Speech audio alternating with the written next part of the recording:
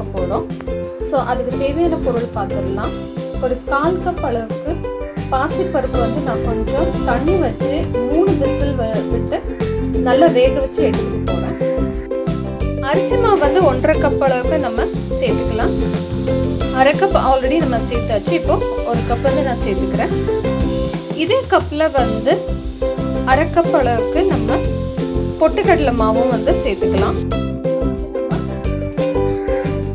1/2 cup அளவுக்கு பொட்டுக்கடலை மாவு வந்து சேர்த்துக்கிறோம். இதுக்கப்புறம் 1 டேபிள் ஸ்பூன் அளவுக்கு சீரகம், 1/2 டேபிள் ஸ்பூன் அளவுக்கு நம்ம ஓமமும் வந்து சேர்த்துக்கிறோம். அது போடுறதுனால நல்ல வாசனையாக இருக்கும். 1 டேபிள் ஸ்பூன் அளவுக்கு சீரகம் சேர்த்துக்கலாம். அப்போ தான் முறுக்கு வந்து நல்லா ருசியாக இருக்கும். அப்புறம் கொஞ்சம் ஓமம் வந்து சேர்த்துக்க போகிறோம். இதுக்கு தேவையான அளவுக்கு 1 டேபிள் ஸ்பூன் அளவுக்கு உப்பு வந்து சேர்த்துக்கலாம். இப்போ வந்து 1 டேபிள் ஸ்பூன் அளவுக்கு உப்பு சேர்த்துக்கலாம். அதுக்கப்புறமா ஒரு சிட்டிகை கொஞ்சம் போல் பேக்கிங் சோடா வந்து சோடா பொடி வந்து நம்ம சேர்த்துக்க போகிறோம். இதுக்கப்புறம் நான் வேக வச்சுருக்க பாசிப்பருப்பு வந்து 1/4 கப் அளவுக்கு நல்லா மிக்சியில் அடித்து எடுத்துருக்கேன். தண்ணியை வடிகட்டிட்டு அரைச்சி எடுத்துக்கோங்க. இதை வந்து நம்ம சேர்த்துக்கலாம்.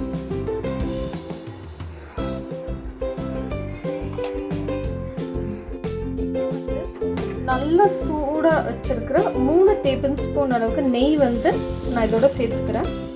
அப்போ தான் வந்து முறுக்கு நல்லா ருசியாக இருக்கும், நல்லா மொறுமொறுப்பாக வரும். இப்போ இதெல்லாமே வந்து நல்லா சேர்த்து நம்ம கலந்து வச்சுக்கலாம். ஸோ இப்போ பாருங்கள், நல்லா வந்து மிக்ஸ் பண்ணிட்டோம். இந்த மாதிரி பிடிச்ச மாவு இந்த மாதிரி வரணும். இந்த ஸ்டேஜில் வந்து நம்ம பாசிப்பயிரை வேக வச்சுங்க அந்த தண்ணியை கொஞ்சம் கொஞ்சமாக சேர்த்து நல்லா மாவு வந்து பசைஞ்சுக்க போகிறோம்.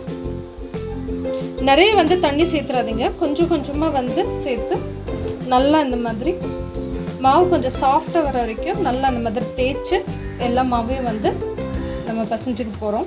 அப்போ தான் முறுக்கு வந்து நல்லா ருசியாக வந்து வரும். ஸோ எல்லா பண்டிகைக்கும் எங்கள் அம்மா வந்து இந்த மாதிரி தான் வந்து முறுக்கு வந்து செய்வாங்க. ரொம்ப நல்லா எல்லா பலகாரமும் பண்ணுவாங்க.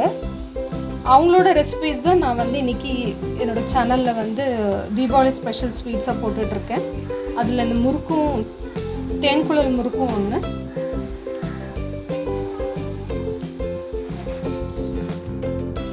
கொஞ்சம் கொஞ்சமாக சேர்த்து நல்லா வந்து நம்ம கலந்துக்கலாம் மாவை.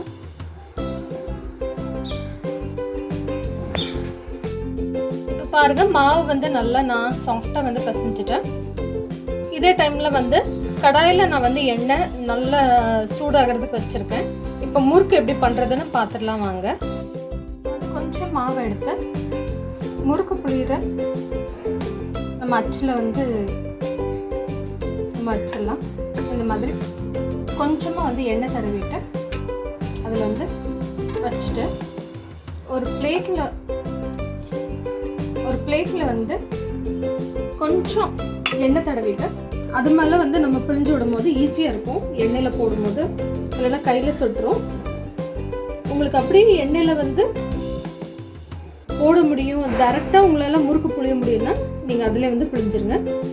இந்த மாதிரி கொஞ்சம் கொஞ்சமாக வந்து புழிஞ்சிட்டு நல்ல எண்ணெய் கொஞ்சம் சூடானதும் அதில் வந்து முறுக்கை நம்ம போட்டுடலாம். ஒன்று எண்ணெய் வந்து இப்போ சூடாயிடுச்சு. ஸோ நம்ம ஒரு முறுக்கை வந்து எண்ணெயில் போட்டுடலாம். எண்ணெய் ரொம்பவும் சூடாக இருந்தால் முறுக்கு வந்து கொஞ்சம் கரிஞ்சிடும், கலர் வந்து கொஞ்சம் ப்ரௌன் கலராக வந்துடும். இந்த மாதிரி ஒரு முறுக்கும் எல்லா முறுக்கையும் வந்து நம்ம போட்டு எடுத்துக்கலாம். கொஞ்சம் மீடியம் ஃப்ளேம்லேயே வந்து வச்சு நல்லா கொஞ்சம் வெந்ததுக்கப்புறமா நம்ம திருப்பி போடலாம்.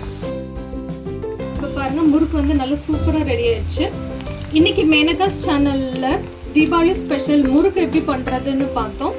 மீண்டும் ஒரு புது வீடியோட சந்திக்கிறேன். ஃபஸ்ட் டைம் என்னோட வீடியோ வந்து பார்க்குறவங்க என்னோட வீடியோ வந்து லைக் பண்ணுங்கள், ஃப்ரெண்ட்ஸ் அண்ட் ஃபேமிலி கூட ஷேர் பண்ணுங்கள். மறக்காமல் என்னோட சேனல் வந்து சப்ஸ்கிரைப் பண்ணுங்கள்.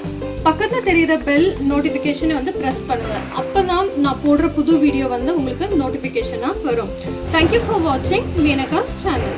பாருங்கள், நல்ல சூப்பரான க்ரன்ச்சியான முறுக்கு வந்து ரெடி ஆயிடுச்சு. நீங்களும் கண்டிப்பாக வந்து இது உங்கள் வீட்டில் வந்து ட்ரை பண்ணி பார்த்துட்டு எனக்கு கமெண்ட்ஸில் வந்து சொல்லுங்கள்.